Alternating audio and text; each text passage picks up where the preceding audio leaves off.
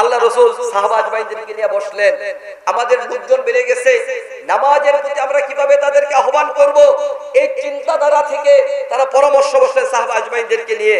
কেউ বললেন, হুজুর টুনটুনি বাজানো হোক, ঘন্টা পিটানো হয় না? বলে ঘন্টা পিটানো ওই স্কুলের মধ্যে 1 ঘন্টা গেলে 2 ঘন্টা গেলে ছুটি হলে যে টুনটুনি বাজানো হয়, আমরা টুনটুনি বাজাবো। কেউ বললেন যে না আগুন জ্বালাবো, কেউ বললেন না সিংহা কিনে নিয়ে আসবো, ওই সিংহা দিয়ে রাস্তায় রাস্তায় গলিতে গলিতে মানুষকে আমরা ডাকবো, হাইয়া আলাস সালাহ, নামাজের সময় হয়ে গেছে, আসো তোমরা নামাজের দিকে আসো, এভাবে ডাকবো। এরকম কয়েক ধরনের পরামর্শ হলো। রাতের বেলা সাহাবীরা ঘুমিয়ে রইলেন।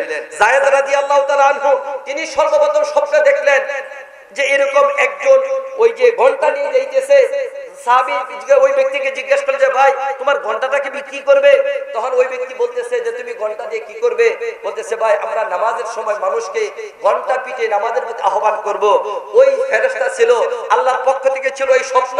সে বলল যে না, আমি কি তোমাকে ঘন্টার পরিবর্তে এমন কিছু শব্দ শিখিয়ে দিব যেই শব্দের মাধ্যমে তোমরা মানুষকে নামাজের প্রতি আহ্বান করবে? বললেন হ্যাঁ, তাহলে ভালোই হয়। তখন ওই ফেরেশতা স্বপ্নের মাধ্যমে যায়েদ রাদিয়াল্লাহু তাআলা আনহুকে ওই আযানের শব্দ শিখিয়ে দিলেন। বলে সুবহানাল্লাহ। প্রিয় হাজিরিন, সকালবেলা যখন ওই যে বেলাল রাদিয়াল্লাহু তাআলা আনহুকে আল্লাহ রাসূল বললেন যায়েদকে যে বেলালকে এই শব্দগুলো শিখিয়ে দাও আযান দেওয়ার জন্য। বেলাল রাদিয়াল্লাহু তাআলা আনহু বর্তমানে যে শব্দের মাধ্যমে আযান দেওয়া হচ্ছে, এই আযান আহ্বান করতেছেন। ওমর ফারুক রাদিয়াল্লাহু তাআলা আনহু দৌড়ে বাসা থেকে আসেন।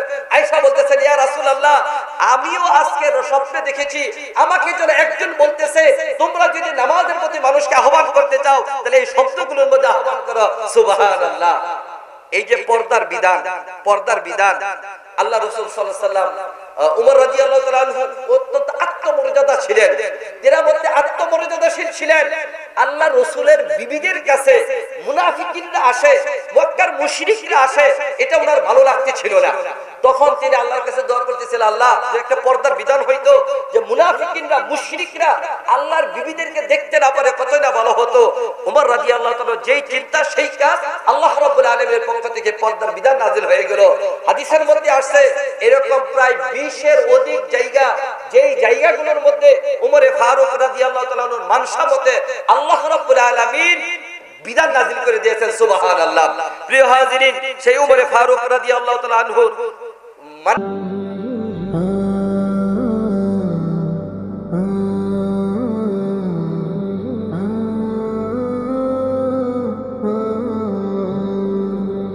আল্লাহ রাসূল সাল্লাল্লাহু আলাইহি ওয়াসাল্লাম যেই যুগে যেই সময় আরবের মধ্যে এসেছিলেন, ওই যুগকে জাহিলিয়াতের যুগ বলা হয়, বর্বরতার যুগ বলা হয়। যেই যুগের মধ্যে পরস্পরের মধ্যে তারা সামান্য জিনিস নিয়ে কাটাকাটি, মারামারি, হানাহানি পুরা বছর তাদের মধ্যে লেগে থাকতো। মানুষত্ব বোধ বলতে কোনো কিছু তাদের মধ্যে ছিল না। নিজের কন্যা সন্তানকে জীবন্ত মাটিতে পুঁতে ফেলতো, এমনকি 360টা মূর্তির পূজা করত, আগুনের পূজা করত, মূর্তির পূজা করত, লাত মানাত উজ্জা এই সমস্ত দেবদেবীর পূজা করত। এমন এক জাহিলিয়াতের বর্বরতার যুগে আকায়ে নামদারে তাজদারে মদিনা মুহাম্মদ রাসূলুল্লাহ সাল্লাল্লাহু আলাইহি ওয়াসাল্লামকে আল্লাহ তাআলা ওই মরুভূমি আরবের বুকে পাঠিয়েছেন। প্রিয় হাজিরিন, আল্লাহ রাসূল ছিলেন একা। তিনার দাওয়াত কবুল করার মতো প্রথমত কেউ ছিল না। আল্লাহ রাসূল সাল্লাল্লাহু আলাইহি ওয়াসাল্লাম 40 বছর বয়সে নবুয়ত প্রাপ্তি হওয়ার পরে তিনি সর্বপ্রথম যিনাকে দাওয়াত দিয়েছিলেন আবু বকর সিদ্দিক রাদিয়াল্লাহু তাআলা আনহু। আমি এই ইতিহাস লম্বা করে বলতে যাব না। সর্বপ্রথম বয়স্কদের মধ্যে যিনি ইসলাম ধর্ম গ্রহণ করেছিলেন, 4 খলিফার মধ্যে সর্বশ্রেষ্ঠ খলিফা, এই উম্মতে মুহাম্মাদের মধ্যে যিনি সর্বশ্রেষ্ঠ উম্মত, পুরা উম্মতে মুহাম্মাদের আমলনামাকে যদি এক পাল্লায় রাখা হয়, আবু বকর সিদ্দিক রাদিয়াল্লাহু তাআলা আমলনামাকে এক পাল্লায় রাখা হয়, আবু বকর সিদ্দিকের আমলনামার পাল্লা ভারী হয়ে যাবে। সুবহানাল্লাহ। প্রিয় হাজিরিন, আবু বকর সিদ্দিক বয়স্কদের মধ্যে তিনি প্রথম ইসলাম ধর্ম গ্রহণ করেন। যুবকদের মধ্যে সর্বপ্রথম হযরতে আলীরা, বাচ্চাদের মধ্যে হযরত আলী রাদিয়াল্লাহু তাআলা ইসলাম ধর্ম গ্রহণ করেন। নারীদের মধ্যে খাদিজাতুল কুবরা রাদিয়াল্লাহু তাআলা আনহা ইসলাম ধর্ম গ্রহণ করেন। আর গোলামদের মধ্যে যায়েদ ইবনে হারেসা সর্বপ্রথম ইসলাম ধর্ম গ্রহণ করেন। মুহতারাম হাজিরিন, এই যে চারজন খাদিজা, আবু বকর, আলী এবং যায়েদ ইবনে হারেসা, তিনারা সর্বপ্রথম ইসলাম ধর্ম গ্রহণ করেন। এরপরে পর্যায়ক্রমে তিনাদের সহযোগিতায় রাসূলুল্লাহ সাল্লাল্লাহু আলাইহি ওয়াসাল্লাম এই দ্বীনের দাওয়াত প্রচার প্রসার করতে থাকেন। প্রিয় হাজিরিন, যখন এই সংখ্যা 40-এ পৌঁছলো, কততে পৌঁছলো? 40-এ পৌঁছলো। 41তম যিনি কালিমা পড়ে মুসলমান হয়েছিলেন, তিনার নাম হলো ইসলামের দ্বিতীয় খলিফা, হক এবং বাতিলের মধ্যে পার্থক্যকারী সাইয়্যিদনা ওমর ফারুক রাদিয়াল্লাহু তাআলা আনহু। প্রিয় হাজিরিন, আমি আপনাদের সামনে সেই ওমর ফারুক রাদিয়াল্লাহু তাআলা আনহুর জীবন নিয়ে এক সংক্ষিপ্ত আলোচনা করব। প্রিয় হাজিরিন, আমার আলোচনা ক্লাস ভিত্তিক হয়ে থাকে। মসজিদের মধ্যে যারা আমার এখানে নামাজ পড়েন তারা দেখেছেন, যেগুলো একটা বিষয় একেবারে শুরু থেকে শেষ পর্যন্ত ধারাবাহিকভাবে আলোচনা হয়, দলিল ভিত্তিক আলোচনা হয়। আপনারা যারা বসছেন, ইনশাআল্লাহ আপনারা দোয়া করুন আল্লাহ তাআলা আমার দিল থেকে কথা বের করে দিক, আপনাদের দিলের মধ্যে ঢুকিয়ে দিক। আমিও চেষ্টা করব আমার সেই চিরচরিত অভ্যাস অনুযায়ী ধারাবাহিকভাবে ওমরের জীবনী শুরু থেকে শেষ পর্যন্ত এবং তার থেকে শিক্ষা আপনাদের সামনে আলোচনা করার জন্য। ওমা তাওফিক ইল্লা বিল্লাহ। প্রিয় হাজিরিন, ওমর ফারুক রাদিয়াল্লাহু তাআলা আনহু, তিনি ওই যে হস্তি বাহিনীর ঘটনা ঘটেছিল, বাইতুল্লাহ শরীফকে আব্রাহা বাদশা ধ্বংস করতে এসেছিল। আপনারা সেই ইতিহাস জানেন না? আব্রাহা বাদশা বাইতুল্লাহ শরীফকে ধ্বংস করতে এসেছিল। প্রিয় হাজিরিন, যেই বৎসর আব্রাহা বাদশা বাইতুল্লাহ শরীফের ধ্বংসের জন্য এসেছিল, ওই বৎসরের ঠিক 13 বৎসর পর ওমর ইবনুল খাত্তাব রাদিয়াল্লাহু তাআলা আনহু 584 থেকে নিয়ে 90 এই সনের ভিতরে ওমর ফারুক রাদিয়াল্লাহু তাআলা আনহু মক্কা নগরীতে তিহামা নামক স্থানে জন্মগ্রহণ করেন। প্রিয় হাজিরিন, ওমর ফারুক রাদিয়াল্লাহু তাআলা আনহু, তিনার বাবার নাম ছিল খাত্তাব, তিনার বাবার নাম ছিল নওফল, তিনার বাবার নাম ছিল আব্দুল উজ্জা, তিনার বাবার নাম ছিল রাইয়া, তিনার বাবার নাম ছিল কারব, তিনার বাবার নাম ছিল রাজ্জাহ, তিনার বাবার নাম ছিল লুআই, তিনার বাবার ছিল কাব, তার বাবার নাম ছিল লুআই। মুহতারাম হাজিরিন, এই যে লুআই যেই ব্যক্তিটা এখানে এসে নবী করিম সাল্লাল্লাহু আলাইহি সাল্লামের বংশ আর ওমর ফারুক রাদিয়াল্লাহু তাআলার বংশ এক হয়ে গেছে। প্রিয় হাজিরিন, ওমর ফারুক রাদিয়াল্লাহু তাআলা আনহুর বাবার মামার নাম ছিল হানতামা, তিনার মায়ের নাম ছিল হানতামা, যিনি ছিল ইসলামের সবচেয়ে বড় দুশমন আবু জাহেলের বোন। যদি ওমর ফারুক রাদিয়াল্লাহু তাআলা আনহুর মা হানতামা হয়ে থাকে আবু জাহেলের বোন, তাহলে ওমর রাদিয়াল্লাহু তাআলা আনহু এবং আবু জাহেল তাদের মধ্যে সম্পর্কটা কি ছিল? মামা বাগিনা সম্পর্ক ছিল। কি সম্পর্ক ছিল? মামা বাগিনা সম্পর্ক ছিল। প্রিয় হাজিরিন, এই ওমর ফারুক রাদিয়াল্লাহু তাআলা আনহু তিনি কিভাবে ইসলামের ছায়াতলে আসলেন? তিনি কিভাবে ইসলামের ছায়াতলে আসলেন? প্রিয় হাজিরিন, আল্লাহ রাসূল সাল্লাল্লাহু আলাইহি সাল্লাম যখন 40 জন ইসলাম ধর্ম গ্রহণ করলেন, আল্লাহ তাআলার কাছে দোয়া করলেন, হে আল্লাহ, আল্লাহুম্মা আইজিল ইসলামা বিআবু জাহল ইবনে হিশাম আও বিউমর ইবনে আল খাত্তাব। হে আল্লাহ, তুমি দুইজনের কোন একজনের মাধ্যমে তুমি ইসলামকে শক্তিশালী করো। এক আবু জাহেল আর এক হলো ওমর ইবনে খাত্তাব রাদিয়াল্লাহু তাআলা আনহু। প্রিয় হাজিরিন, ওমর ফারুকের ব্যাপারে আল্লাহর কাছে যে আল্লাহ রাসূল দোয়া করেছিলেন, ওই দোয়াটা কবুল হয়েছে। প্রিয় হাজিরিন, এরপরে ওমর ফারুক রাদিয়াল্লাহু তাআলা আনহু একদিন আল্লাহ রাসূল সাল্লাল্লাহু আলাইহি সাল্লাম মক্কার মধ্যে তিনি নামাজ পড়তেছেন, নামাজের মধ্যে তিনি তেলাওয়াত করতেছেন, সূরাতুল হাক্কা তেলাওয়াত করতেছেন, ওয়া মা ইয়ানতিকু আনিল হাওয়া ইন হুয়া ইল্লা ওয়াহয়ুন ইউহা। তিনি এই আয়াত তেলাওয়াত করতেছেন। আরবের মধ্যে যারা কয়েকজন আরবি লেখা পড়া জানতো, তাদের মধ্যে অন্যতম ছিল ওমর ফারুক রাদিয়াল্লাহু তাআলা আনহু। তিনি দেখতেছেন মুহাম্মদ, তিনি তেলাওয়াত করতেছেন, তিনি যা কিছু পাঠ করেন, তিনি যা কিছু বলেন, ওমা ইয়ানতিকু আনিল হাওয়া, এটা মন গড়া বলেন না, ইন হুয়া ইল্লা ওয়াহয়ু ইউহা, কিন্তু তার কাছে যে ওহী প্রেরণ করা হয় তার থেকে। প্রিয় হাজিরিন, ওমর ফারুক রাদিয়াল্লাহু তাআলা আনহু ওই যে কোরআনে কারীমের একটু তেলাওয়াত করলেন, আল্লাহ রাব্বুল আলামিন সূরা হাক্কার মাধ্যমে ওমর ফারুক রাদিয়াল্লাহু তাআলা আনহুর অন্তরের মধ্যে একটা ধাক্কা দিয়ে দিলেন। সুবহানাল্লাহ। এরপরে আপনারা সেই ইতিহাস জানেন, আমি ইতিহাস বললে আমার মূল বিষয় বলতে পারবো না। মক্কার মধ্যে ঘোষণা হলো মুহাম্মদ ধর্ম ত্যাগী, বাপ দাদার ধর্মকে ছেড়ে দিয়ে অন্য ধর্ম প্রচার করতেছে। আরবি ভাষায় তাকে বলা হয় সাবি। যে বাপ দাদার ধর্ম ছেড়ে অন্য ধর্ম পালন করে তাকে বলে সাবি। সবাই ঘোষণা করলো মুহাম্মদ বাপ দাদার ধর্ম ছেড়ে দিয়েছে, অতএব মুহাম্মদকে হত্যা করতে হবে। আর মুহাম্মদকে যে হত্যা করবে তার জন্য বড় পুরস্কারের ঘোষণা আছে। অনেক লম্বা ইতিহাস আপনারা শুনেছেন। ওমর ফারুক রাদিয়াল্লাহু তাআলা আনহু খিয়ারুহুম ফিল জাহিলিয়াতি খিয়ারুহুম ফিল ইসলাম, যিনি কাফের অবস্থায় লিডার ছিলেন, নেতা ছিলেন, ইসলামের মধ্যে যিনি নেতা হয়েছেন, লিডার হয়েছেন, ওমর ফারুক রাদিয়াল্লাহু তাআলা আনহু ওই উন্মুক্ত তরবারি নিয়ে মুহাম্মদ রাসূলুল্লাহ সাল্লাল্লাহু আলাইহি সাল্লামের গর্দানকে নেওয়ার জন্য তিনি বের হয়েছেন। প্রতিমধ্য এক ভাইয়ের সাথে সাক্ষাৎ, জিজ্ঞাসা করলো ওমর তুমি কোথায় যাচ্ছ? ওমর বলতেছে ওই যে ধর্মটিকে মুহাম্মদ তার কল্যাণকে আনার জন্য। জিজ্ঞাসা করতেছে কেন তার কল্যাণ কাটতে যাচ্ছ? ওমর রাদিয়াল্লাহু তাআলা আনহু তখন উত্তর দিল, সে আমাদের বাপ-দাদার ধর্ম ত্যাগ করেছে, অন্য ধর্ম প্রচার করতেছে, অতএব তাকে হত্যা করার জন্য আমি যাইতেছি।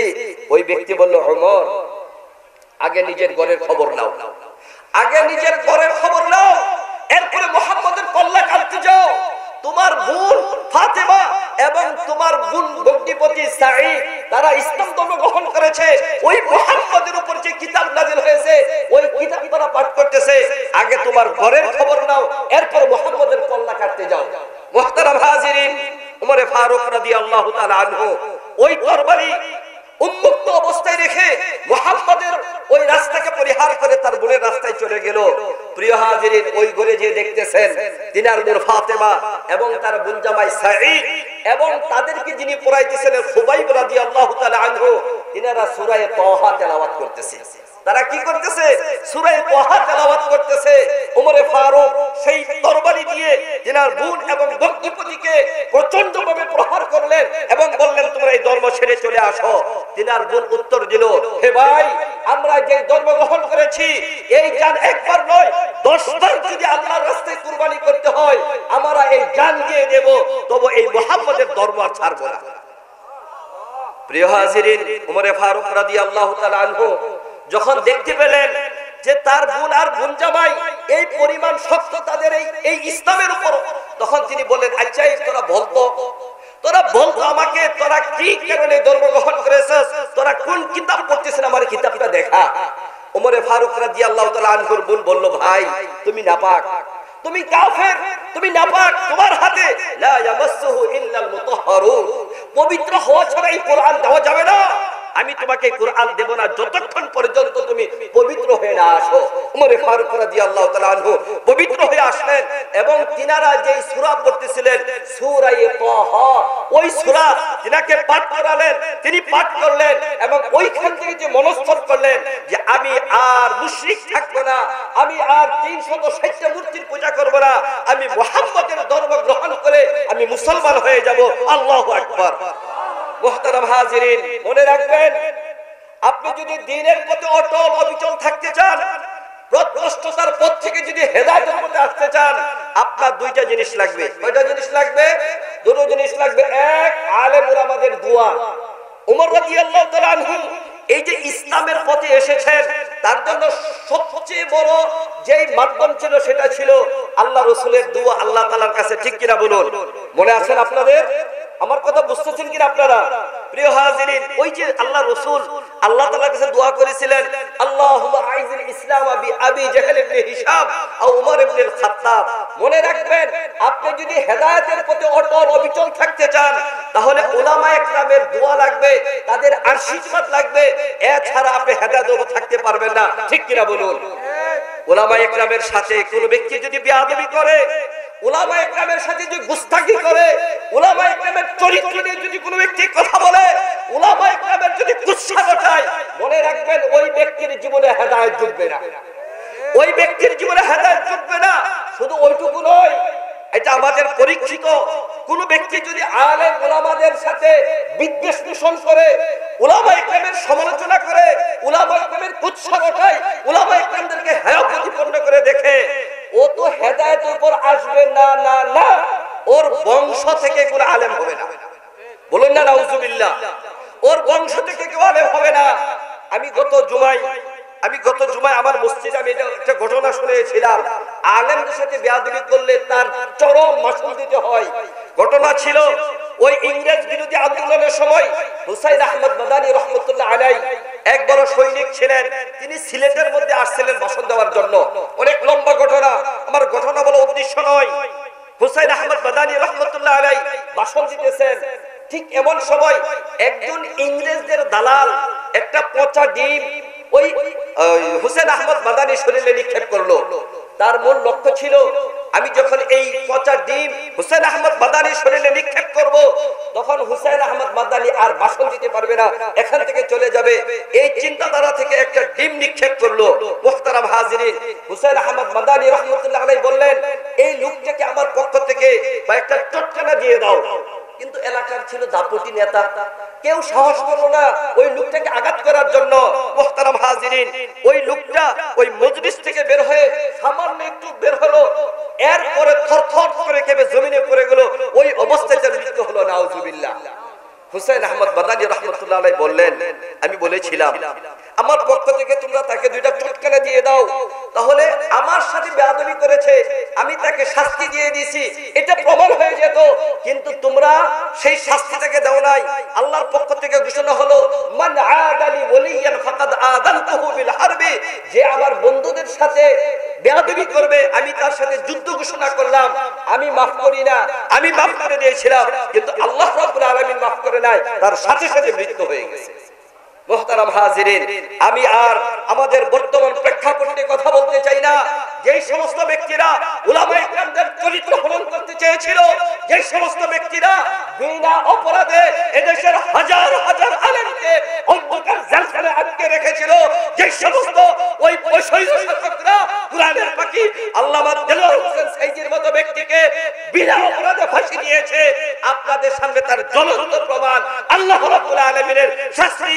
ওই আবরাহা বাদশা যখন কাবাকে ধ্বংস করার জন্য এসেছিল, যেভাবে আবাবিল জাকে পাখির মাধ্যমে আবরাহা বাদশার ধ্বংস করেছিল, কাবাকে হেফাজত করেছিল, আল্লাহ রাব্বুল আলামিন ওই বৈষম্য বিরোধী ছাত্র আন্দোলনের মাধ্যমে ওই জালেম অত্যাচারীদের অবসান করেছে আর উলামায়ে কেরামের বিজয় এনে দিয়েছে। ঠিক কি না বলুন? কাজেই খবরদার, হেদায়েতের পথে থাকতে চান, নিজের বংশে আলেম হোক এটা চান, তাহলে কখনোই আলেমদের সাথে বেয়াদবি করবেন না। আলেমদের দোয়া নেবেন, জীবন সফল হয়ে যাবে। 2 নম্বর মেসেজ এখান থেকে, আপনি যদি হেদায়েতের পথে আসতে চান, তাহলে কোরআনের সংস্রব লাগবে। কোরআন এমন এক বাণী, আল্লাহ রাব্বুল আলামিনের হায়ার অ্যান্টিবায়োটিক। একজন কাফের মুসলমান হওয়ার জন্য এই কোরআনের চেয়ে বড় কোনো পদার্থ আর নেই। আপনি যদি আপনার সন্তানকে কোরআনে কারীম শিক্ষা দেন, তাহলে ওই সন্তান কখনো নাস্তিক হবে না, ওই সন্তান কখনো মুরতাদ হবে না, ওই সন্তান কখনো নাস্তিক সন্ত্রাসী হবে না, ওই সন্তান কখনো নেশাখোর হবে না, ওই সন্তান কখনো আপনাকে বৃদ্ধাশ্রমে পাঠাবে না, যদি আপনার সন্তানকে কোরআনে কারীম শিক্ষা দেন। প্রিয় হাজিরিন, উমরের মতো প্রচন্ড হৃদয়ের মানুষ হেদায়েতের উপর আসছে, সূরা হাক্কার মাধ্যমে ধাক্কা দেওয়া হয়েছে, আর সূরা তাহার তেলাওয়াতের মাধ্যমে। ঠিক কিনা বলুন? প্রিয় হাজিরিন, অতএব এই কোরআনের সংস্রব, এই কোরআনের পাওয়ার, এই কোরআনের সাথে সম্পর্ক আমাদের জীবনের জন্য সফলতা বয়ে আনবে। ঠিক কিনা বলুন? প্রিয় হাজিরিন, এই দুনিয়ার সকল শিক্ষা মৃত্যু নিবেকারী, হাফেজে কোরআন হলে তাহা সঙ্গে দিবে পারি। এই দুনিয়ার সকল শিক্ষা মৃত্যু নিবেকারী, হাফেজে কোরআন হলে তাহা সঙ্গে দিবে পারি। যেজন কোরআন হাফেজ করিবে আপন সিনার তরে, অক্ষত সে থাকবে মরে লক্ষ বছর ধরে।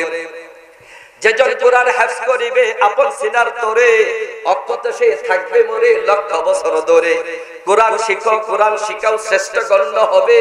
আসমানি সব কিতাবের জ্ঞান কোরআন পড়ে পাবে, আসমানি সব কিতাবের জ্ঞান কোরআন পড়ে পাবে। এক হাফেজের সুপারিশে 10-এর হবে নাজাত, বাঁচবে তুমি দুজক হতে মুক্তি আখিরাত, বাঁচবে তুমি দুজক হতে মুক্তি আখিরাত।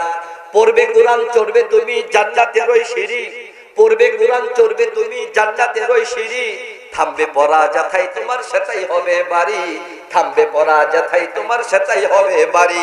দণ্ড ওইসব পিতা মাতা হাফেজ যাদের গড়ে, দণ্ড ওইসব পিতা মাতা হাফেজ যাদের গড়ে, নূরের মুকুট পড়বে সেদিন রোজ হাসরের তরে, নূরের মুকুট পড়বে সেদিন রোজ হাসরের তরে। ঠিক কিনা বলুন প্রিয় হাজিরিন? অতএব উমরে ফারুক রাদিয়াল্লাহু তাআলা আনহু যেভাবে এই কোরআনের সংস্রবে এসে হেদায়েতের পথ পেয়েছেন, আমরাও যদি কোরআনের সাথে সম্পর্ক রাখি আমাদের জন্য হেদায়েতের পথ সুগম হয়ে যাবে। প্রিয় হাজিরিন, উমরে ফারুক রাদিয়াল্লাহু তাআলা আনহু তিনি সেভাবে ইসলামের ছায়াতলে এসেছেন। আমার অনেক লম্বা বিষয়, আমি চেষ্টা করব সংক্ষেপে বলার জন্য।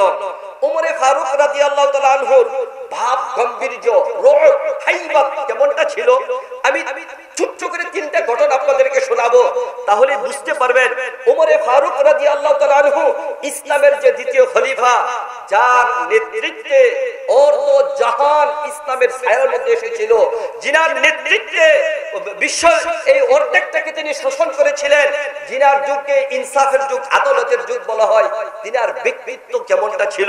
প্রিয় হাজিরিন, হাদিসে পাকের মধ্যে আছে সাদ ইবনে আবি ওয়াক্কাস রাদিয়াল্লাহু তাআলা আনহু তিনি বর্ণনা করেন, দেখুন উমর রাদিয়াল্লাহু তাআলার রূপটা কেমন ছিল। সাদ ইবনে আবি ওয়াক্কাস রাদিয়াল্লাহু তাআলা আনহু বর্ণনা করেন, একদিন আল্লাহ রাসূলের সামনে কিছু মহিলারা বসে উচ্চ আওয়াজে কথা বলতেছে এবং তিনারা আল্লাহ রাসূলের কাছে এই অভিযোগ করতেছে যে আমাদের জন্য যেটুকু খরচাদি আমাদের স্বামীরা দেয় আমাদের পোষায় না, কাজে আমাদের আর একটু খরচ বাড়াতে হবে, এই জন্য জোরে জোরে কথা বলতেছে। ঠিক এমন সময় উমরে ফারুক রাদিয়াল্লাহু তাআলা আনহু ওই ঘরে প্রবেশ করতেন। উমরে ফারুক রাদিয়াল্লাহু তাআলা আনহু ঘরে প্রবেশ করা মাত্রই আল্লাহ রাসূলের সামনে যে সকল মহিলারা বসা ছিল এরা দৌড়ে পালালো, পর্দার আড়ালে চলে গেল। আল্লাহ রাসূল সাল্লাল্লাহু আলাইহি সাল্লামের এই অবস্থা দেখে আল্লাহ রাসূল তিনি হাসতেছেন। উমরে রাদিয়াল্লাহু তাআলা আনহু ঢুকছেন আর হুজুর হাসতেছেন। উমরে ফারুক রাদিয়াল্লাহু তাআলা আনহু এই অবস্থা দেখে আল্লাহ রাসূলকে বললেন, আদহাকাল্লাহু সিন্নাক, আল্লাহ তাআলা আপনার এই হাসিকে চির অম্লান করে রাখুক, আপনার একটা হাসি দেখলে আমাদের প্রাণ জুড়ে যায়। এক হাদিসের মধ্যে আছে আল্লাহ রাসূল যখন মসজিদে নববীতে যাইতেন তখন সকল সাহাবীরা মাথা নিচু করে রাখতেন, সকল সাহাবীরা মাথা নিচু করে রাখতেন, কিন্তু উমর রাদিয়াল্লাহু তাআলা আনহু এবং আবু বকর সিদ্দিক রাদিয়াল্লাহু তাআলা আনহু তিনারা হুজুর আসলে পরে মাথাটা ঘুরিয়ে হুজুরের দিকে একটু তাকাতেন, তারা একটা মুস্কি হাসি দিতেন, আল্লাহ রাসূল সাল্লাল্লাহু আলাইহি সাল্লাম আরেকটা মুস্কি হাসি দিতেন, এই ভালোবাসা বিনিময় হতো। এরপর আল্লাহ রাসূল মসজিদে এসে বসে যাইতেন। ঠিক যেমনই উমর রাদিয়াল্লাহু তাআলা আনহু ঢোকার সাথে সাথে আল্লাহ রাসূল একটু মুস্কি হাসি দিলেন, আর উমর রাদিয়াল্লাহু তাআলা আনহু দেখে তিনার প্রাণটা জ্বলে গেল, তিনিও বললেন, আদহাকাল্লাহু সিন্নাক, আল্লাহ তাআলা আপনার এই হাসিকে চির অম্লান করুন।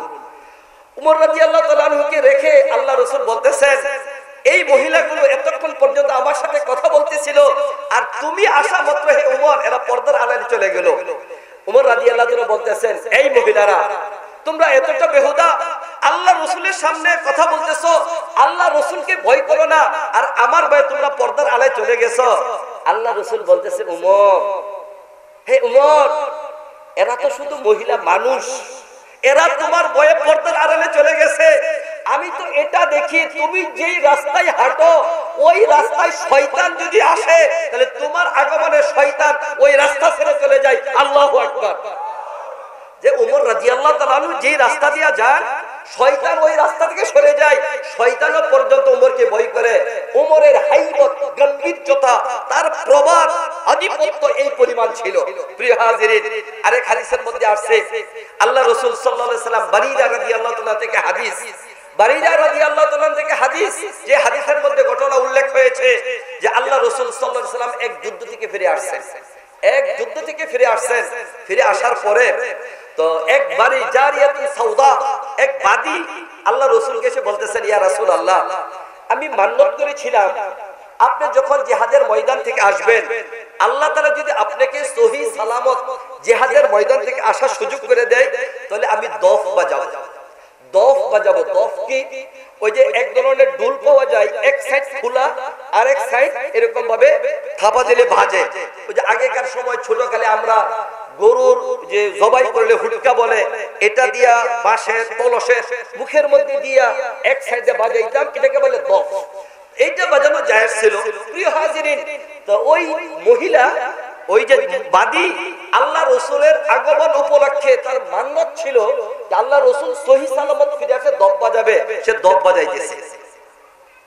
আবু বকর সিদ্দিক রাদিয়াল্লাহু তাআলা আনহু আসলেন। আমার কথা বুঝতেছেন আপনারা? আপনাদের কষ্ট হচ্ছে কি? তো ভাই, যে সমস্ত ভাইরা দাঁড়িয়ে আছেন একটু বসেন না। এত সুন্দর জান্নাতের বাগান, এটা প্রতিদিন আমাদের এখানে হয় না। এই যুবকগুলো বড় কষ্ট করে, বড় মেহনত করে আজকে আমাদের এই বাগান উপহার দিয়েছেন। আমাদের মাহফিলগুলো হলে আমার মন চাই দোকান পাটের ব্যাপারে 144 যারা নিষেধাজ্ঞা জারি করতে, যে মাহফিল হলে দোকানপাট হতে পারবে না। আমার খুব দুঃখ লাগে। আচ্ছা বলেন তো, আমরা পুরা বছর সপ্তাহে প্রতিদিন আমাদের দোকানপাট কেনাকাটা করার সুযোগ আছে না? তাহলে আজকে এত সুন্দর জান্নাতের বাগান, এখানে এত মার্কেট দোকানপাট বসতে হবে কেন? আপনারা যেই পরিমাণ লোক এখানে আছেন, আমি আসার সময় দেখে আসলাম এর চেয়ে অনেক লোক ওইখানে দাঁড়িয়ে আছে। তোমরা কি প্রতিদিন এরকম মাহফিল হয় নাকি? তোমরা কেন এমনটা করতেছো? মুহতারাম হাজিরিন, যারা আশপাশে আছেন, আমি আপনাদেরকে অনুরোধ করব, আপনারা মাহফিলে এখানে সামিয়ানার নিচে চলে আসুন। এটা জান্নাতের বাগান। আপনি যতক্ষণ পর্যন্ত এখানে বসে থাকবেন, আল্লাহর রহমত আপনার উপর বর্ষণ হতে থাকবে। শুধু এমন নয়, রহমতের ফেরেশতারা চারদিক থেকে আমাদেরকে বেষ্টন করে রেখে আছেন। রহমতের ফেরেশতারা চারদিক থেকে আমাদেরকে বেষ্টন করে রেখে আছেন। প্রিয় হাজিরিন, আলহামদুলিল্লাহ, আজকের এই মাহফিলের সম্মানিত সভাপতি উস্তাজুল আসাতিজা, সারা বাংলাদেশের আলেমকুল শিরোমণি, আমাদের রত্ন, আমার অভিভাবক, আমার গার্জিয়ান আল্লামা আশিক মুস্তাফা হামিদাহুল্লাহ, তিনি আমাদের মাঝে আসতেছেন। আমাদের মাহফিলের পক্ষ থেকে হুজুরের অনেক অনেক ধন্যবাদ, হুজুরের সুস্বাস্থ্য কামনা করছি। আপনারা বসুন। প্রিয় হাজিরিন, আমি বলতেছিলাম আবু বকর সিদ্দিক রাদিয়াল্লাহু তাআলা আনহু, তিনি আল্লাহ রাসূলের দরবারে প্রবেশ করলেন।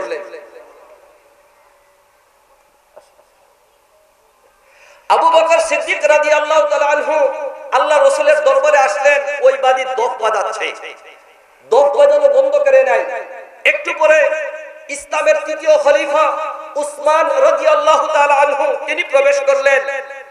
ওই বাদী দফ বাজাচ্ছে, বন্ধ করে নাই। আরেকটু পরে ইসলামের চতুর্থ খলিফা আলী কাররামাল্লাহু ওয়াজহু, তিনি প্রবেশ করলেন। ওই বাদী দফ বাজাচ্ছে। আবু বকর, উসমান, আলী, আল্লাহ রাসূল তারা একসাথে বসা, ওই মহিলা দফ বাজাইতেছে। প্রিয় হাজিরিন, ঠিক একটু পরে হযরত ওমর ফারুক রাদিয়াল্লাহু তাআলা আনহু, তিনি আসতেছেন। এই আওয়াজ হলো ওমর ফারুক রাদিয়াল্লাহু তাআলা আনহু আল্লাহ রাসূলের দরবারে আসতেছে। ওই বাদী এই আওয়াজ পাওয়ার সাথে সাথে ওই দফটাকে পুটকির পিছনে দিয়ে বসে রয়েছে চুপচাপ, আর দফ বাজায় না। যখন ওই ব্যক্তি প্রবেশ করলো, ওমর রাদিয়াল্লাহু প্রবেশ করলো, আল্লাহ রাসূল সাল্লাল্লাহু আলাইহি সাল্লাম বলল, ওমর দেখো, আবু বকর আসছে, ওসমান আসছে, আলী আসছে। ও দফ বাজাই দিয়েছিল, আর তুমি আসার সাথে সাথে দফ বাজাই বন্ধ করে দিয়েছে। অনেক লম্বা ঘটনা।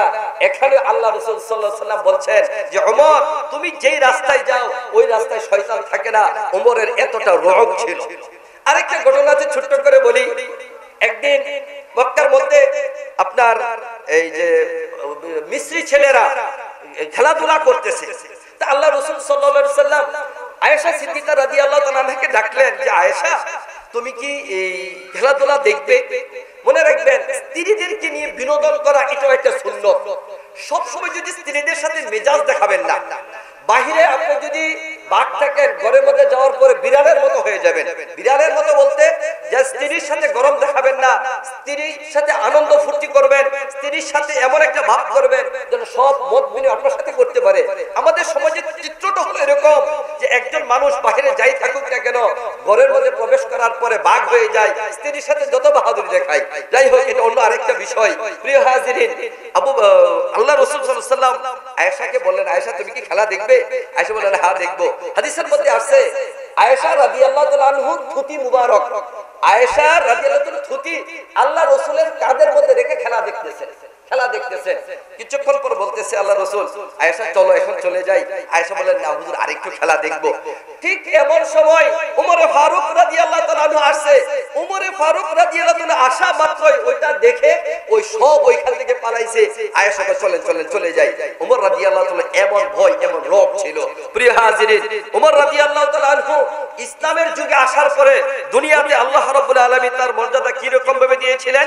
প্রিয় হাজিরিন, আমর ইবনে আল-আস রাদিয়াল্লাহু তাআলা আনহু যে যুদ্ধের নাম ছিল জাতুস সালাসিল, ওই যুদ্ধ থেকে আসার পর উমরে ফারুক রাদিয়াল্লাহু তাআলা কে জিজ্ঞেস করলেন, হুজুর আপনার কাছে সবচেয়ে প্রিয় ব্যক্তি কে? আল্লাহ রাসূল বলেন আয়েশা। আমর ইবনে আল-আস রাদিয়াল্লাহু তাআলা বলেন, হুজুর পুরুষদের মধ্যে সবচেয়ে প্রিয় কে? আল্লাহ রাসূল বলেন আবুহা, আয়েশার বাবা। আমর ইবনে আল-আস জিজ্ঞেস করলেন, হুজুর এরপরে প্রিয় কে? হুজুর বলেন ওমর রাদিয়াল্লাহু তাআলা আনহু। এরপরে যিনি আমার কাছে ছিল ওমর। প্রিয় হাজিরিন, লম্বা ইতিহাস এখানেও ওই সাহাবী বলেন, আমি আরো একটা জিজ্ঞেস করার পর আর জিজ্ঞেস করিনি। এইজন্য জিজ্ঞেস করিনি, আমার ভয় হলো এই যে আল্লাহ রাসূলের প্রিয় কে, এই তালিকা বলতে বলতে যদি আমার নামটা সবার শেষে চলে যায়, এইজন্য আমি আল্লাহ রাসূলকে জিজ্ঞেস করিনি। মুহতারাম হাজিরিন, আল্লাহ রাসূলের কাছে সবচেয়ে প্রিয় যারা ছিলেন তার তৃতীয় নম্বরে ছিল ওমর ফারুক রাদিয়াল্লাহু তাআলা আনহু। প্রিয় হাজিরিন, আরেক হাদিসের মধ্যে আছে আল্লাহ রাসূল সাল্লাল্লাহু আলাইহি ওয়াসাল্লাম বলেন, পূর্বেকার উম্মতের মধ্যে মুহাদ্দাসুন ছিল। মুহাদ্দাসুন অর্থ হলো মুলাহামুন, যারা নবী নয় রাসূল নয় কিন্তু আল্লাহর পক্ষ থেকে তাদের দিলের মধ্যে ইলহাম হয়। আল্লাহ রাব্বুল আলামিন জমিনের মধ্যে যে ফয়সালা করতে চান, এই ফয়সালাগুলো তাদের অন্তরের মধ্যে ঢেলে দেন, তাদেরকে বলে মুহাদ্দাসুন। আগেকার উম্মতের মধ্যে এক একজন করে মুহাদ্দাসুন ছিল। আল্লাহ রাসূল বলেন, আমার উম্মতের মধ্যে যদি কেউ মুহাদ্দাসুন হইতো তাহলে ওমরে ফারুক সে মুহাদ্দাসুন হইতো। আরেক হাদিসের মধ্যে আছে আল্লাহ রাসূল বলেন, লাউ কানা বাদি নবিয়্যুন লাকানা ওমর, আমার পরে যদি কেউ নবী হইতো তাহলে হইতো ওমর। কেন বলছেন? ওই যে ওমরে ফারুক রাদিয়াল্লাহু তাআলা আনহু তিনি ছিলেন মুহাদ্দাসুন। আমি যদি একেবারে সংক্ষেপে কয়েকটা উদাহরণ কথা আপনাদেরকে দেই, যে ওমরে ফারুক রাদিয়াল্লাহু তাআলা আনহু মানসা যেমন ছিল আল্লাহ রাব্বুল আলামিনের বিধান তেমনই ছিল। তার মধ্যে সর্বপ্রথম ইতিহাসের মধ্যে পাওয়া যায়, হাদিসের মধ্যে আসছে যে বাইতুল্লাহ শরীফের মধ্যে যেখানে আপনারা হজ উমরা করতে গেছেন অনেকে দেখেছেন, বাইতুল্লাহ শরীফের দরজাটা যেই দিক দিয়ে ঠিক এর ডান সাইডে মাকাম ইব্রাহিম একটা জায়গা আছে। এটা একসময় হারামের বাইরে ছিল, এটার চৌকির বাইরে ছিল। উমর রাদিয়াল্লাহু তাআলা আনহু আল্লাহ রাসূলকে বলেন, ইয়া রাসূলুল্লাহ, আমার মন বলে এটা যে মাকাম ইব্রাহিমকে হারামের ভিতরে নিয়ে আসবেন, এটাকে পবিত্র জায়গা দ্বীনের শিয়ার হিসেবে ঘোষণা করবেন। এই কথা বলার সাথে সাথে আল্লাহ রাব্বুল আলামিনের পক্ষ থেকে বিধান চলে আসলো, আল্লাহ রাসূলের কাছে নির্দেশ চলে আসলো, হে নবী আপনি মাকাম ইব্রাহিমকে ওই হারামের ভিতরে নিয়ে আসুন এবং এটা আল্লাহর আমার পক্ষ থেকে শিয়ার ঘোষণা করুন। এটা ছিল সর্বপ্রথম। প্রিয় হাজিরিন, হাদিসের মধ্যে আরো অনেকগুলো পাওয়া যায়। আপনারা শুনেছেন বদরের যুদ্ধের সময় যারা বন্দী হয়েছিল এদের ব্যাপারে কি সিদ্ধান্ত হবে। আল্লাহ রাসূল সাহাবা আজমাইনদেরকে নিয়ে বসলেন। দেখুন উমরের কত বড় মর্যাদা, উমরের শান কতটা উচ্চ। উমরে ফারুক রাদিয়াল্লাহু তাআলা আনহু এবং আবু বকর সিদ্দিক আর জলিলুল কদর যে সকল সাহাবা আজমাইন ছিলেন তিনাদেরকে নিয়ে বসলেন, কি করা যায়। আবু বকর রাদিয়াল্লাহু তাআলা আনহু বললেন, ইয়া রাসূলুল্লাহ, আমরা বদরের যুদ্ধে যাদেরকে বন্দী করেছি এরা তো আমাদেরই আত্মীয় স্বজন, আমাদের বংশধর, এদেরকে আমরা হত্যা না করে আমরা এদেরকে মুক্তিপণ্যে ছেড়ে দেই। এটা লাভ হলো, আমাদের কিছু টাকা পয়সা আসলো এবং এদের বংশধর থেকে ভবিষ্যতে আবার ইসলাম ধর্ম গ্রহণ করতে পারে। আল্লাহ রাসূলের চিন্তাটা এমন ছিল। আলী রাদিয়াল্লাহু তাআলা তারা এই পরামর্শ দিলেন। ওমর রাদিয়াল্লাহু তাআলাকে জিজ্ঞেস করলেন, ওমর তোমার পরামর্শ কি? ওমর রাদিয়াল্লাহু তাআলা বললেন, কোনো কথা নেই, কল্লা ফেলে দিতে হবে। শুধু কল্লা ফেললে হবে না, যার আত্মীয় যে যার বংশের যে লোক কাছের যে লোক সে তাকে হত্যা করবে, প্রত্যেককে হত্যা করতে হবে। প্রিয় হাজিরিন, আল্লাহর তাবারক ওয়া তাআলা তিনারও মানসা ছিল এদেরকে হত্যা করা হবে, কিন্তু নবী করিম সাল্লাল্লাহু আলাইহি সাল্লাম মশওয়ারার মাধ্যমে যে সিদ্ধান্ত নিলেন এটাই অটল রইল। কিন্তু ওমর রাদিয়াল্লাহু তাআলা যে চিন্তা ছিল হত্যা করা, আল্লাহ রাসূলের চিন্তা ছিল এদেরকে হত্যা করা। প্রিয় হাজিরিন, মদের বিধান, নেশা, মদ, নেশা, যেটা বর্তমানে আমাদের সমাজটাকে তিলে তিলে একেবারে ধ্বংস করে দিয়েছে। আজকে আমাদের যুব সমাজ যেই কারণে ধ্বংস হয়ে যাচ্ছে তার সবচেয়ে বড় কারণ হলো একটা নেশা, মদ। ঠিক কিনা বলুন? আমি ওই ব্যাপারে লম্বা বলবো না। এই মদ খেয়ে মাতলামি করতেছে, নামাজের মধ্যে উল্টাপাল্টা করতেছে।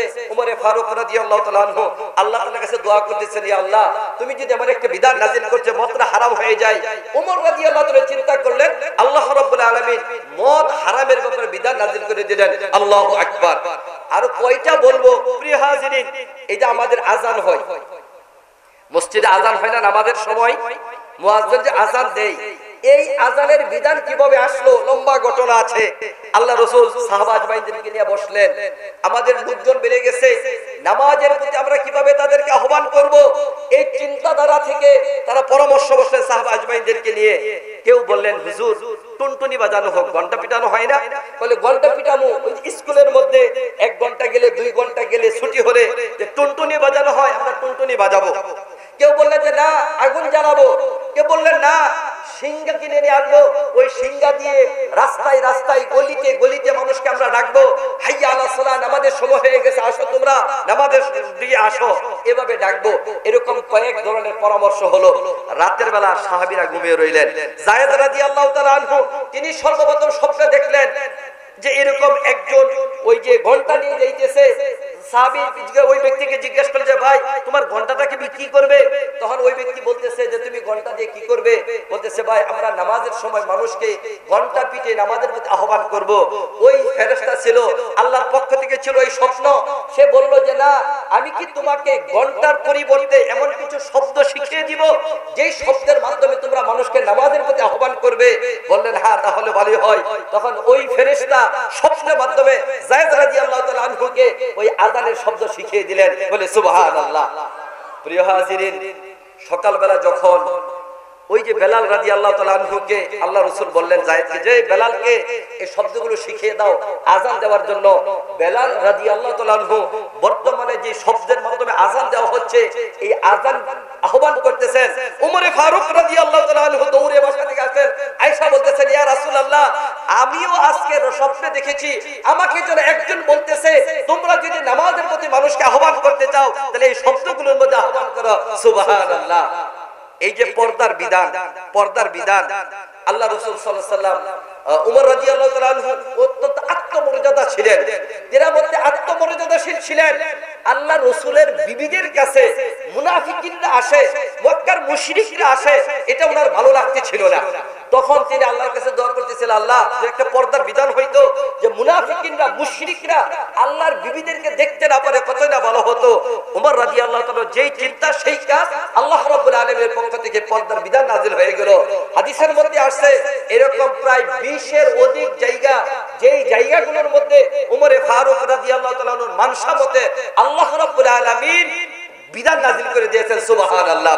প্রিয় হাজিরিন, সেই ওমরে ফারুক রাদিয়াল্লাহু তাআলা আনহু মানাকিব, তিনার যে বৈশিষ্ট্য সারা রাত বলেও শেষ হবে না। প্রিয় হাজিরিন, আল্লাহ রাসূল সাল্লাল্লাহু আলাইহি সাল্লাম একদিন মসজিদের মধ্যে ঢুকতেছেন। একদিকে ওমরে ফারুক রাদিয়াল্লাহু তাআলা আনহু, আরেকদিকে আবু বকর সিদ্দিক রাদিয়াল্লাহু তাআলা আনহু। তিনাদেরকে নিয়ে আল্লাহ রাসূল মসজিদে নববী ঢুকতেছেন। ঢুকার পর বলতেছেন, সাহাবীরা, আমি যেভাবে ওমর এবং আবু বকরকে নিয়ে তোমাদের এখানে প্রবেশ করলাম, কিয়ামতের ময়দানে আমি এবং আমার ডানে বামে আবু বকরকে নিয়ে আল্লাহর দরবারে উপস্থিত হব। সুবহানাল্লাহ। প্রিয় হাজিরিন, আল্লাহ রাসূল অনেক হাদিসের মধ্যে বলছেন যে জান্নাতের মধ্যে যুবকদের সর্দার হবে কে জানো? আলী রাদিয়াল্লাহু তাআলা আনহু। এরকম ভাবে যুবকদের সর্দার হাসান হোসেন রাদিয়াল্লাহু তাআলা আনহুমা, আর মেয়েদের সর্দার হবেন ফাতেমা রাদিয়াল্লাহু তাআলা আনহা। আল্লাহর রাসূল বলছেন আবু বকর ওমর হলো সাইয়্যিদা কাহুলি আহলিল জান্নাহ, যে নবী এবং রাসূল ব্যতীত জান্নাতের মধ্যে যে সমস্ত বয়স্করা থাকবেন ওই বয়স্কদের নেতা হবে কে? ওমর, আবু বকর এবং ওমর রাদিয়াল্লাহু তাআলা আনহু, তিনারা দুইজন নেতা হবেন। প্রিয় হাজিরিন, একদিন আয়েশা রাদিয়াল্লাহু তাআলা আনহা, আল্লাহ রাসূল আয়েশা রাদিয়াল্লাহু তাআলা আনহার রানের মধ্যে শুয়ে আছেন, বিবির সাথে খুশ গল্প করছেন। আয়েশা রাদিয়াল্লাহু তাআলা আনহা এমন সময় আল্লাহ রাসূলকে জিজ্ঞাসা করছেন, ইয়া রাসূলুল্লাহ, ওই যে আসমানের মধ্যে তারকা দেখা যাচ্ছে, এই তারকা পরিমাণ নেক আমল কার আছে? আপনার উম্মতের মধ্যে ওই আসমানে যে পরিমাণ তারকা আছে ওই তারকা পরিমাণ নেক কার আছে?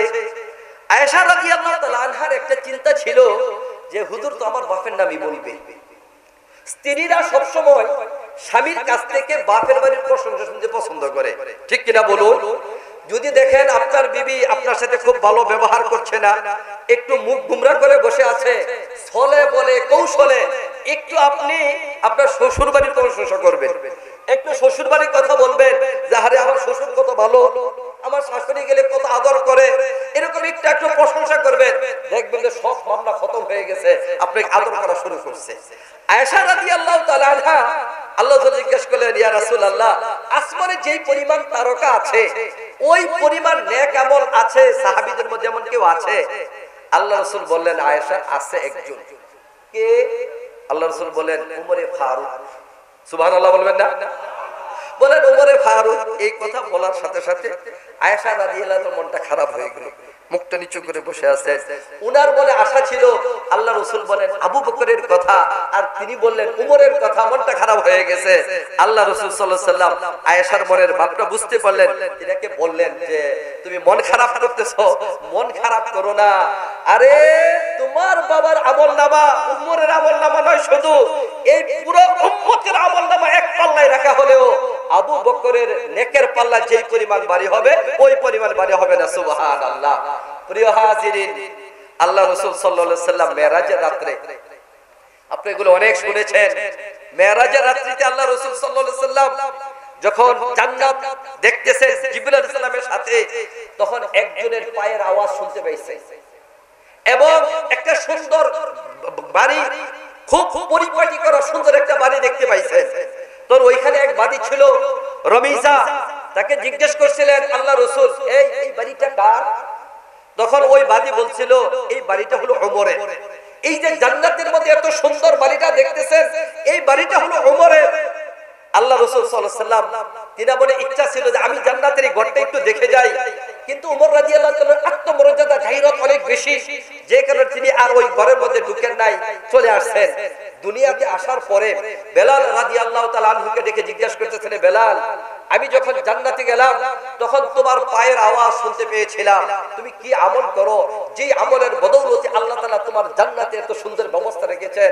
বেলাল রাদিয়াল্লাহু তাআলা আনহু বলেছিলেন, ইয়া রাসূলুল্লাহ, আমি তেমন করে আমল করি না, আমার একটা আমল এমন আছে, আমি যখন ওযু করি তাহিয়াতুল ওযু 2 রাকাত নামাজ পড়ি। সুবহানাল্লাহ। প্রিয় হাজিরিন, ওমরে ফারুককে ডেকে আনছে, ওমর, আমি যখন জান্নাতে ভ্রমণ করতেছিলাম সুন্দর মনোরম একটা বাড়ি দেখতে পেলাম, খুবই চমৎকার। ওই বাড়িটা দেখে আমি জিজ্ঞাসা করলাম এটা কার বাড়ি? আমাকে বলা হলো এই বাড়িটা হলো ওমরের বাড়ি। আমার খুব ইচ্ছে হয়েছিল ওই বাড়িতে প্রবেশ করে বাড়িটাকে একটু দেখার, কিন্তু তুমি যে অনেক গায়রতওয়ালা, আত্মমর্যাদাওয়ালা, আমার মনে হলো তুমি না জানি আমার মাইন্ড করো, এই জন্য আমি ওই জান্নাতে প্রবেশ করিনি। ওমর রাদিয়াল্লাহু তাআলা বলেছেন, ফিদাকা আবি ওয়া উম্মি, ইয়া রাসূলুল্লাহ, আপনার জন্য আমার বাবা মা কুরবান হোক, আপনার সাথে আমার কোনো গায়রত আছে? আপনি জান্নাতের মধ্যে ঘুরে দেখবেন এখানে কোনো গায়রত রয়েছে। ওমরে ফারুক রাদিয়াল্লাহু তাআলা ওই সাহাবী ছিলেন যার জন্য আল্লাহ তাআলা দুনিয়াতে জান্নাতে সুসংবাদ দিয়ে দিয়েছেন। প্রিয় হাজিরিন, ওমরে ফারুক রাদিয়াল্লাহু তাআলা আনহু ইসলামের জন্য তিনি কি কি অবদান রেখেছিলেন?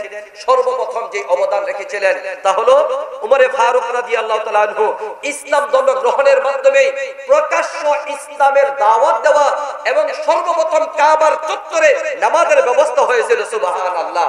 আপনারা সেই শুরু ইতিহাসের মধ্যে আপনারা শুনেছেন ওমরে ফারুক রাদিয়াল্লাহু তাআলা আনহু ইসলাম ধর্ম গ্রহণ করার পরে আল্লাহ রাসূলকে বলেছিলেন, আমরা যে ধর্ম গ্রহণ করি এটা সত্য কিনা, এটা হক কিনা?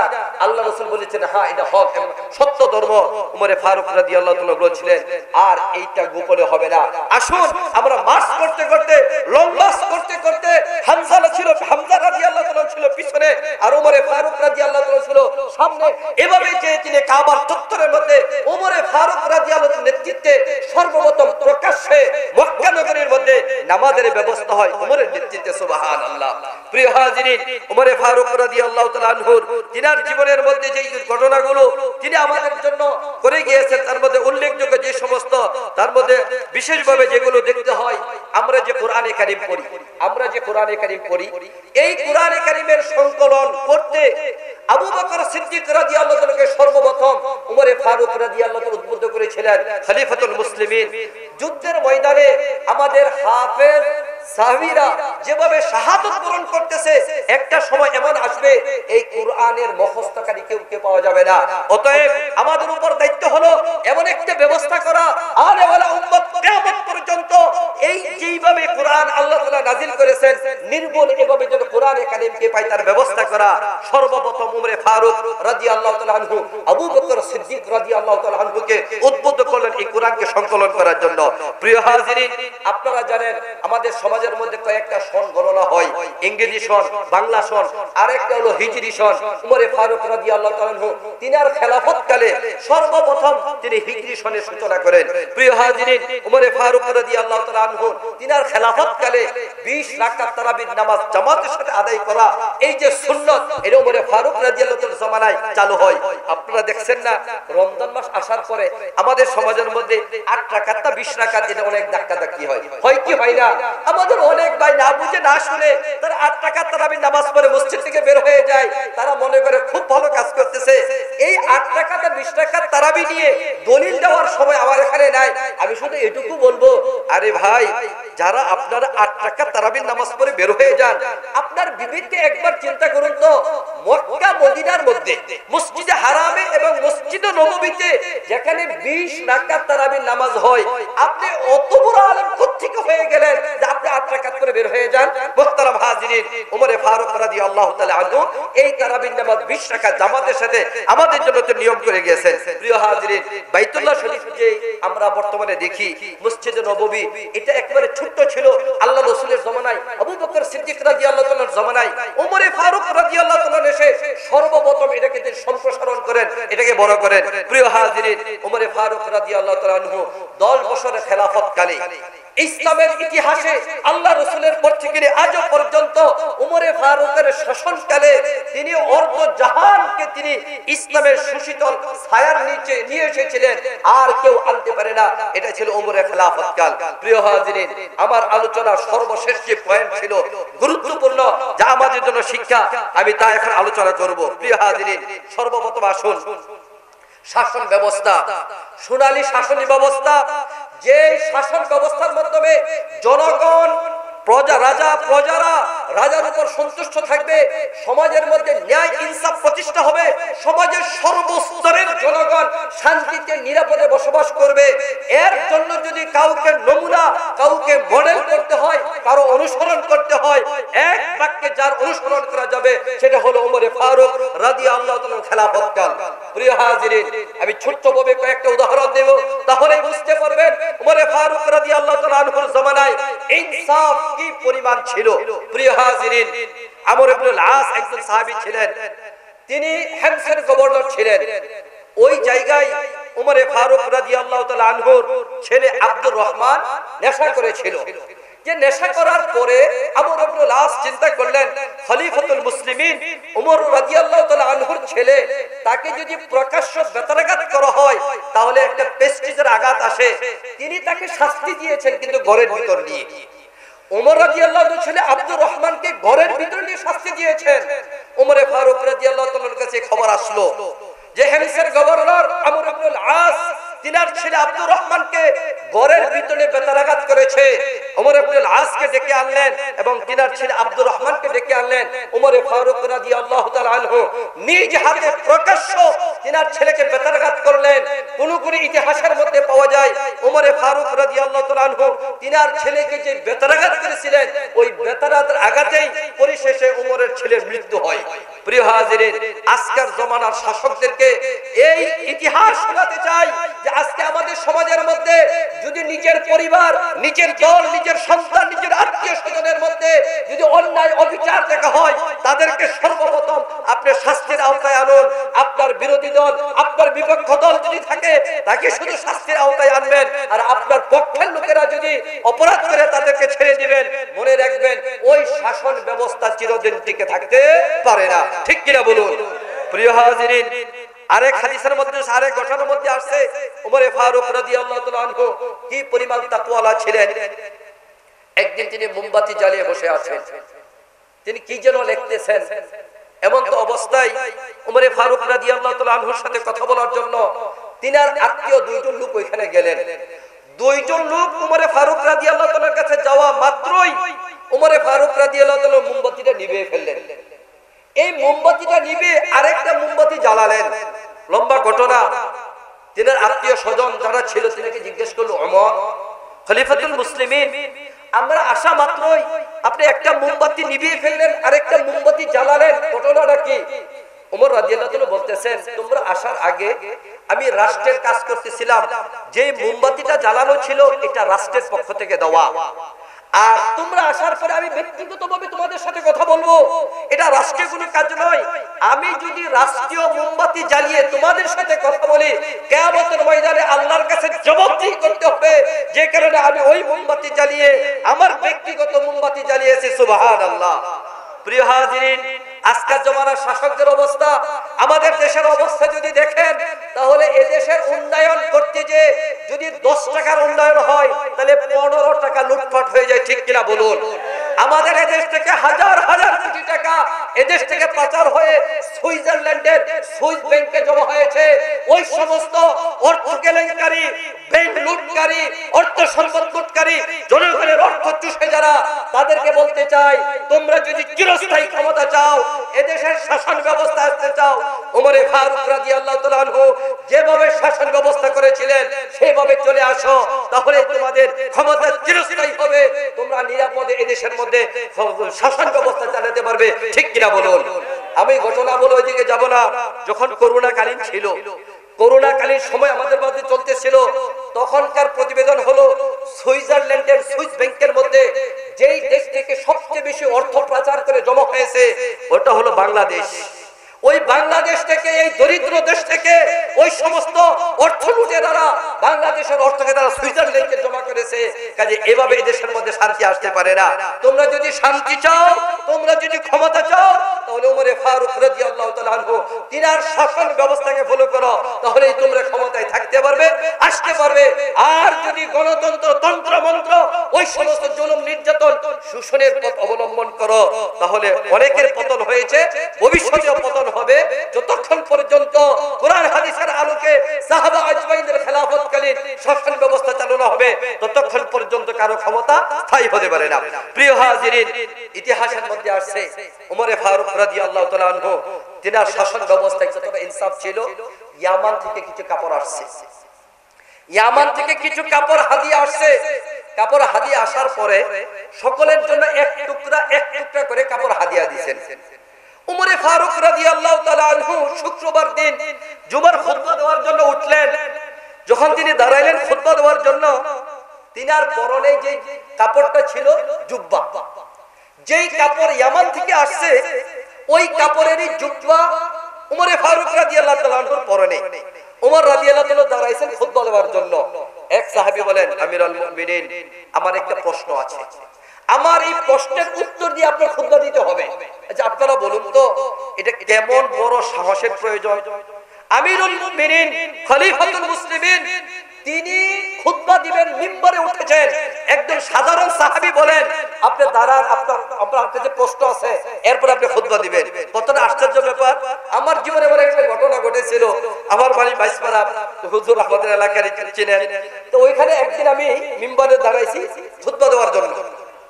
তো এক লোক ফকিরি করে, যারা ওই যে পীর মাজারি থাকে, এরা অনেক সময় কবি উলামা একরামকে একটু দেখতে পারে কম। তো আমার ওই মুসল্লিদের মধ্যে একজন ছিল ওই মাজার পূজারি। তো আমি আলোচনা করে মিম্বরে উঠলাম খুতবা দেওয়ার জন্য। ওই লোক বলতেছে, হুজুর আপনি খুতবা দিবেন না, নামেন। তো আমি তো একবারে মানে লজ্জা পেয়ে গেলাম, স্তব্ধ হয়ে গেলাম। হাই, মানুষের সামনে আমি দাঁড়াইলাম খুতবা দেওয়ার জন্য, আর আমাকে বলতেছে নামেন, খুতবা দিতে পারবেন না। তো আমি চুপ হয়ে দাঁড়ায় রইলাম।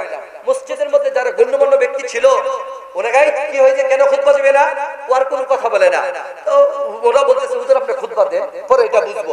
তো আমি নামাজ পড়াইলাম, নামাজের পর ওনাকে ডেকে জিজ্ঞাসা করলাম, আচ্ছা আপনি বলেন তো আমাকে খুতবা দিতে নিষেধ করলেন কেন? আপনি যখন ওয়াজ করেন তো সুরের নাম মুখে নিছেন, সুরের নাম মুখে নেওয়ার কারণে আপনার ওযু গেছে গা, এজন্য আপনি কেমনে খুতবা দিবেন ওযু ছাড়া? নাউযুবিল্লাহ। অর্থাৎ অজ্ঞ কি পরিমাণ হলে হতে পারে যে সুরের নাম মুখে নিলে ওযু থাকে না। যাই হোক মুহতারাম হাজিরিন, ওমর ফারুক রাদিয়াল্লাহু তাআলা আনহুকে বলতেছেন, ওমর আপনার পরনে যেই কাপড়টা আমাকে যেই কাপড় দিবেন, আমাদের কাপড় দ্বারা কারো যুব্ব হয়নি, আর আপনি জুব্বা পরে খুতবা দিতে আসছেন, নিশ্চয়ই আপনি দুইটা কাপড় নিয়েছেন, আপনি এই কাপড় কোথায় পেলেন জবাব দিবেন, তারপরে খুতবা দিবেন।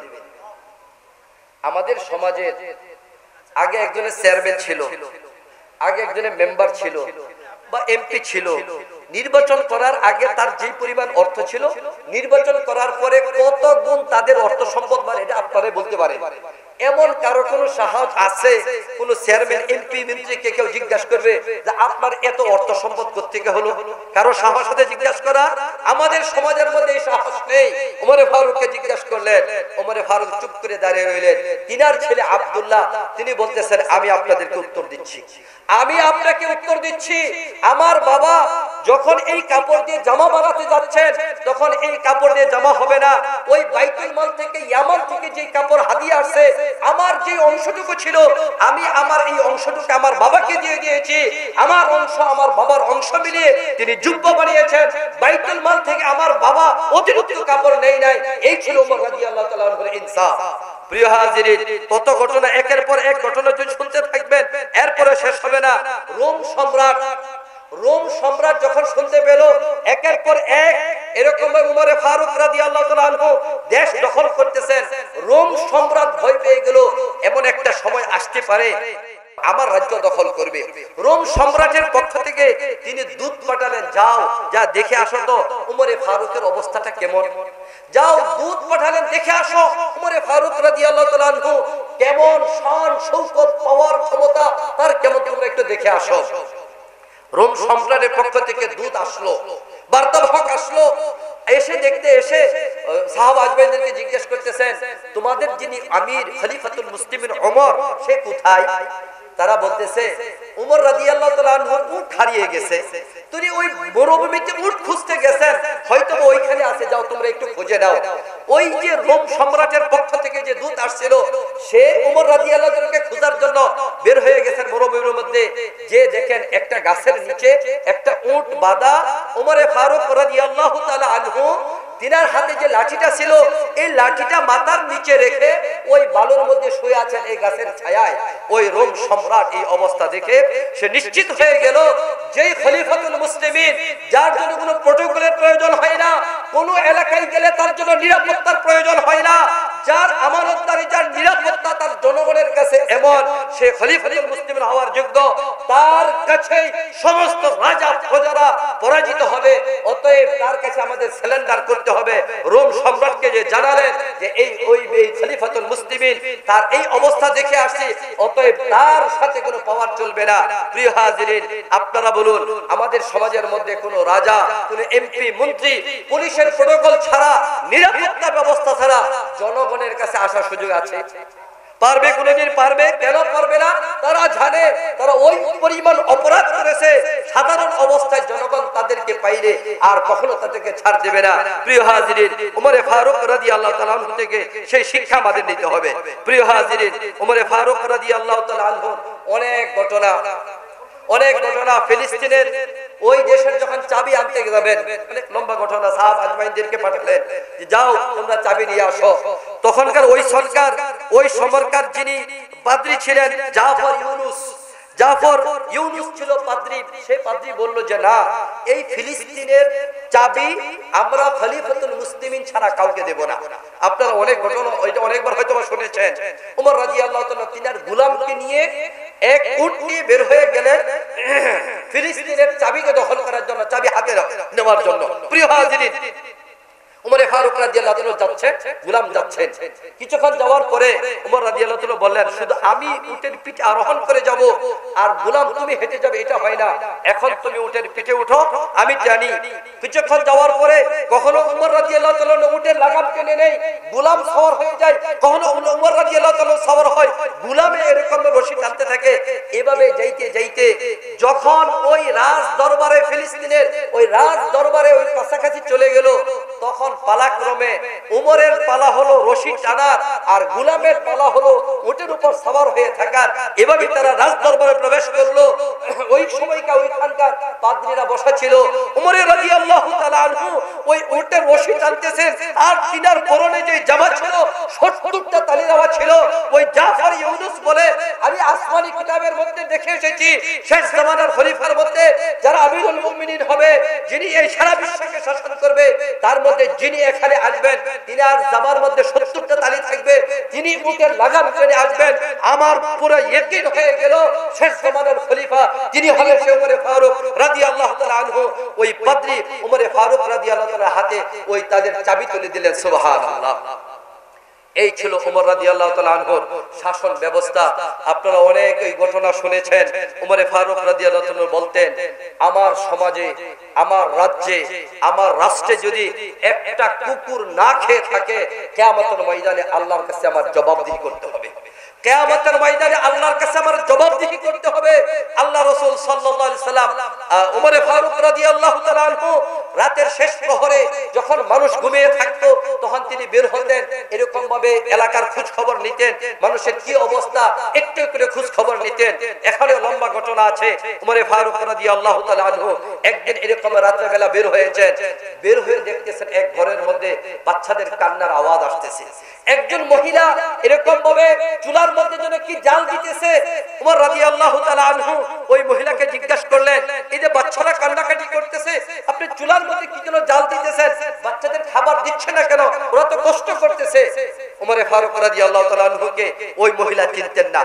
ওই মহিলা বললেন যে আমার ঘরে কোনো খাবার নেই, যেই খাবার আমি আমার বাচ্চাদের জন্য ব্যবস্থা করব, আমি আমার পাতিলের মধ্যে কয়েকটা পাথর আর সাদা পানি এরকম ভাবে জাল দিতেছি আর আমি বাচ্চাদেরকে সান্ত্বনা দিচ্ছি, তোমরা অপেক্ষা করো, আমি তোমাদের জন্য খানার ব্যবস্থা করতেছি। বাস্তবতা হলো খানার কোনো ব্যবস্থা নেই, ওরা কাঁদতে কাঁদতে ক্লান্ত হয়ে যাবে আর ঘুমিয়ে পড়বে, এছাড়া আমার কাছে আর কোনো ব্যবস্থা নেই। উমরে ফারুক রাদিয়াল্লাহু তাআলা আনহু ওইখান থেকে বের হয়ে গেলেন, বাইতুল মালে চলে আসলেন। এসে ওই মহিলার জন্য আটার বস্তা আর অন্যান্য যে খাবারের প্রয়োজন হয় তার ব্যবস্থা করলেন। প্রিয় হাজিরিন, আসলাম রাদিয়াল্লাহু তাআলা আনহু উমর রাদিয়াল্লাহু তাআলার পিএস ছিলেন, তিনিও সাথে আছেন।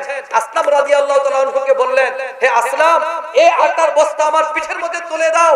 আসলাম রাদিয়াল্লাহু তাআলা বললেন, আমিরুল মুমিনিন, আমি থাকতে আপনি এই বস্তা কাঁধের উপর নেওয়া লাগবে না, আমার পিঠের উপর তুলে দেন।